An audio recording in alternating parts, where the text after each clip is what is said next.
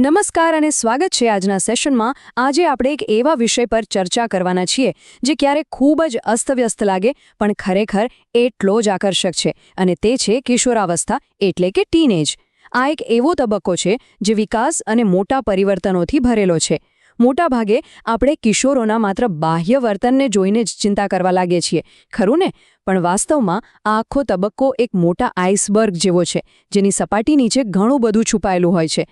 તો આજે આપણે એ જ સમજવાનો પ્રયત્ન કરીશું કે આ અદ્ભુત પણ ક્યારેક મુશ્કેલ લાગતા તબક્કાને કેવી રીતે હકારાત્મક રીતે પાર પાડી શકાય. ઓકે, તો ચાલો આમાં ઊંડા ઉતરીએ. આજનો આપણો રોડમેપ મુખ્યત્વે 5 ભાગમાં વહેંચાયેલો છે. પહેલા આપણે કિશોરાવસ્થાના તબક્કાને સમજીશું. ત્યારબાદ સામાન્ય મનોસામાજિક ફેરફારોને કેવી રીતે સંભાળવા તે જોઈશું.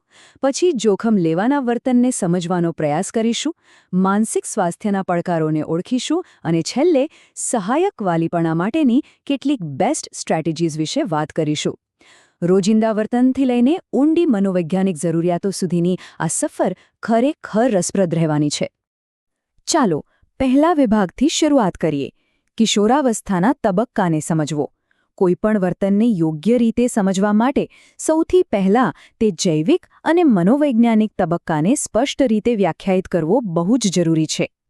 અને આ ખૂબ જ સરસ રીતે દર્શાવે છે કે આપણે કઈ ઉંમરની વાત કરી રહ્યા છીએ.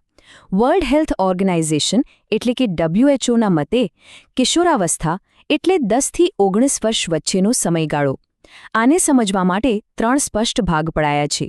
શરૂઆતનો તબક્કો જે 10 થી 14 વર્ષનો છે, મધ્ય તબક્કો જે 15 થી 17 વર્ષનો છે અને અંતિમ તબક્કો જે 17 વર્ષથી વધુ ઉંમરનો છે. આનાથી આપણને એકદમ ક્લિયર સાયન્ટિફિક આઈડિયા આવી જાય છે કે આપણે એક્ઝેક્ટલી કયા પેરામીટર્સમાં વાત કરી રહ્યા છીએ. બાળપણથી યુવાવસ્થા તરફનું આ જે ટ્રાન્ઝિશન છે ને, તે માત્ર ઉંમર વધવા પૂરતું સીમિત નથી. આ સમયગાળો અપાર ઉર્જા અને નવી સ્કિલ્સ ડેવલપ કરવાનો છે. ખરા અર્થમાં જોઈએ તો કિશોરો એ આપણા ભવિષ્યના સમાજના બિલ્ડિંગ બ્લોક્સ છે. એટલે આ સમયગાળાને કોઈ મુશ્કેલ તબક્કા તરીકે જોવાને બદલે એક મોટી તક તરીકે જોવો જોઈએ. અને આ માટે સૌથી વધુ જરૂર છે વિશ્વાસ અને સંતુલનની. હવે બીજા વિભાગ તરફ આગળ વધીએ. સામાન્ય મનોસામાજિક ફેરફારોને સંભાળવા. અહીં આપણે એવા રોજબરોજના વર્તનો અને નાના મોટા ઘર્ષણોની વાત કરીશું જેનો સામનો મોટાભાગે દરેક ઘરમાં થતો જ હોય છે. સપાટી પર દેખાતા ફેરફારોની વાત કરીએ તો અચાનક પ્રાઇવસીની વધુ જરૂરિયાત ઊભી થવી, પરિવાર કરતાં મિત્રો સાથે રહેવું વધારે ગમવું અને દરેક વાતમાં પોતાની સ્વતંત્રતા માંગવી, ક્યારેક હળવો ગુસ્સો આવી જવો, દરવાજો પછાડવો કે વાતમાં મોઢું બગાડવું, આ બધું જ જોવા મળે છે. પણ અહીં એક વાતની ખાતરી રાખવી જરૂરી છે કે પોતાની એક અલગ ઓળખ બનાવવા માટે પરિવારથી થોડું અંતર જાળવવું એ એકદમ નોર્મલ છે. એક સ્વસ્થ પુખ્તાવસ્થા તરફ જવા માટે આ બધી જ વર્તણૂક અનુકૂળ અને જરૂરી છે. તેમાં કોઈ અસાધારણ બાબત નથી. હવે અહીંયા સ્વસ્થ અને બિન આરોગ્યપ્રદ દેખરેખ વચ્ચેનો તફાવત સમજવો પડે. તેમના રૂમમાં જતા પહેલા નોક કરવું અથવા કેટલાક બેઝિક ગ્રાઉન્ડ રૂલ્સ વિશે ખુલ્લા મને વાત કરવી એ યોગ્ય રીત છે. પણ તેમની પર્સનલ ડાયરી છુપાઈને વાંચવી, વારંવાર કોલ કરીને લોકેશન ચેક કરવું કે છુપાઈને ફોન પરની વાતો સાંભળવી, એનાથી માત્ર ને માત્ર અવિશ્વાસ જ ઊભો થાય છે. રક્ષણ આપવું અને તેમની પર્સનલ સ્પેસ જાળવી, આ બંને વચ્ચે બેલેન્સ રાખવા માટે ટ્રસ્ટ એટલે કે વિશ્વાસ જ એકમાત્ર ચાવી છે. આ ઉપરાંત શારીરિક ફેરફારો, માસિક ધર્મની સ્વચ્છતા કે સુરક્ષિત સંબંધો જેવા વિષયો પર એકદમ નિખાલસતાથી અને શાંતિથી વાત કરવી ખૂબ જ જરૂરી છે. આમાં કોઈ લાંબા ભાષણો આપવાની કે ડરાવવાની કોઈ જ જરૂર નથી. જો તેમને ઘરમાંથી જ એકદમ ફેક્ચ્યુઅલ અને સાચી માહિતી મળશે તો તેઓ બહાર ખોટી બાતોનો શિકાર બનતા અટકી જશે. ચાલો હવે ત્રીજા વિભાગ પર જઈએ. જોખમ લેવાના વર્તનને સમજવું. ટીનેજર્સ વારંવાર કેમ બાઉન્ડ્રીઝ ક્રોસ કરે છે અને રિસ્ક કેમ લે છે તે સમજવું ઘણું ઇન્ટરેસ્ટિંગ છે. હવે આ સ્લાઇડ વિશે ખરેખર રસપ્રદ બાબત એ છે કે તે રિસ્ક લેવા પાછળનું સાયન્સ સમજાવે છે. જ્યારે કિશોરો કોઈ જોખમ લે છે ત્યારે તેમના શરીરમાં એડ્રેનાલિનનો ઉછાળો આવે છે, જે તેમને એક અલગ જ રોમાંચ અને ખુશીનો અહેસાસ કરાવે છે. ઉદ્વિકાસની દ્રષ્ટિએ જુઓ તો આ એકદમ લોજિકલ છે. આ જ વસ્તુ તેમને નવી સ્કિલ શીખવા અને ભવિષ્યના પડકારો માટે તૈયાર કરે છે, ભલે ને એનાથી તેઓ થોડા સમય માટે સંવેદનશીલ કેમ ન બની જાય. પણ હા, બધા જ રિસ્ક સરખા નથી હોતા. આ બે પ્રકારના રિસ્ક વચ્ચે બહુ મોટો તફાવત છે. એક છે ગણતરીપૂર્વકના જોખમો, જેમ કે કોઈ નવી રમત શીખવી, ટીમમાં જોડાવા માટે ટ્રાયલ આપવો કે નવા મિત્રો બનાવવા. આ બધું કેરેક્ટર બિલ્ડિંગ માટે જરૂરી છે. જ્યારે બીજું છે હાનિકારક જોખમો, જેમ કે નશામાં ડ્રાઇવિંગ, ગેરકાયદેસર પ્રવૃત્તિઓ કરવી કે જોખમી પદાર્થોનું સેવન. આવા રિસ્ક ગંભીર ઈજા તરફ દોરી શકે છે. અને આ બંને વચ્ચેની ભેદરેખા સમજવી બહુ અગત્યની છે.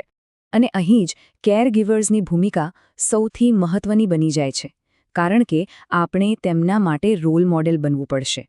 લાંબા ગાળાની સ્વસ્થ આદતો વિકસાવવી, જેમ કે જંક ફૂડ ટાળીને સારો આહાર લેવો અને ખોટી સંગતમાં ફસાતા અટકવા માટે મક્કમતાથી ના કહેતા શીખવું, આ બધું જ ખૂબ જરૂરી છે.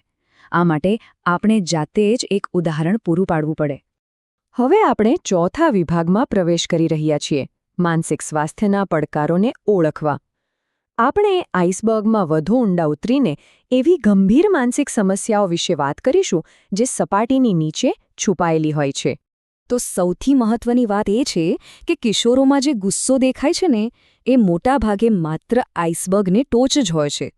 આ ગુસ્સાની પાછળ અવારનવાર ડિપ્રેશન, બુલિંગ અથવા પોતાના બોડી ઇમેજને લઈને ચાલતો આંતરિક સંઘર્ષ જેવી ઊંડી સમસ્યાઓ છુપાયેલી હોય છે. જરા આંકડા પર નજર કરો. WHO મુજબ વિશ્વભરમાં 20% જેટલા બાળકો અને કિશોરો એવી માનસિક સ્વાસ્થ્ય સમસ્યાઓથી પીડાય છે જે તેમને પાછળથી ડિસેબલ કરી શકે છે.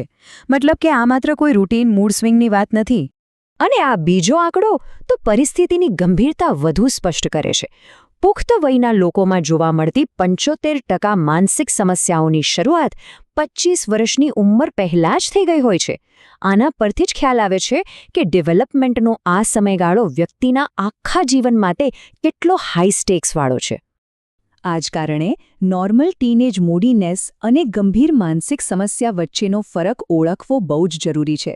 જો કોઈ મેડિકલ કારણ વગર વારંવાર શરીરમાં દુખાવો થાય, રિઝલ્ટ અચાનક ડ્રોપ થઈ જાય, સ્કૂલે જવાની ના પાડે, અચાનક બધાથી એકદમ અલગ થઈ જાય, ઊંઘમાં મોટો ફેરફાર આવે અથવા વારંવાર એમ કહે કે મારું તો કોઈ જ મહત્વ નથી, તો સમજી લેવું કે આ ગંભીર રેડ ફ્લેગ્સ છે.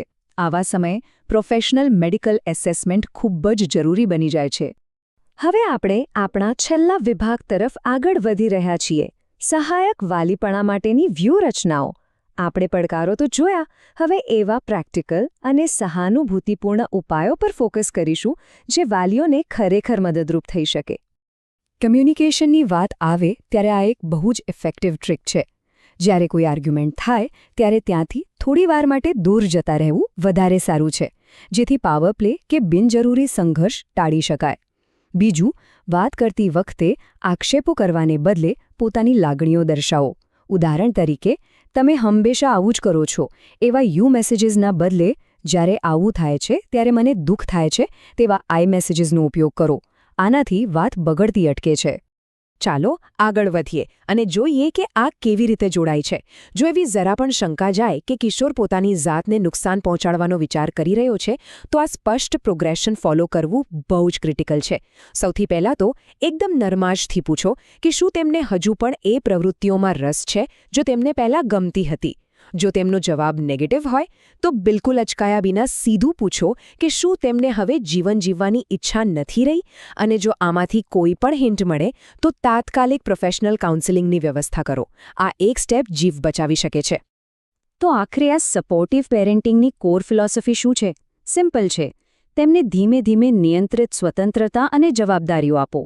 ખોટી વસ્તુઓ માટે દ્રઢતાપૂર્વક ના કહેતા શીખો.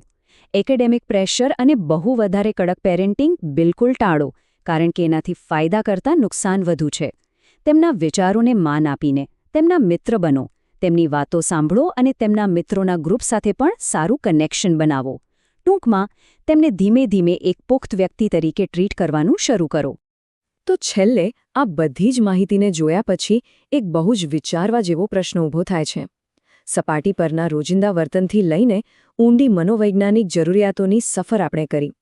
શું આપણે આવનારી પેઢીને ખરા અર્થમાં સશક્ત કરવા માટે માત્ર તેમના બાહ્ય વર્તનને જજ કરવાને બદલે કિશોરાવસ્થાના આ આઇસબર્ગની સપાટી નીચે છુપાયેલી વાસ્તવિકતા જોવા અને સમજવા માટે તૈયાર છીએ ખરા? આ જ એક એવો વિચાર છે જેની સાથે આજે આપણે આ ચર્ચા અહીં પૂરી કરીશું.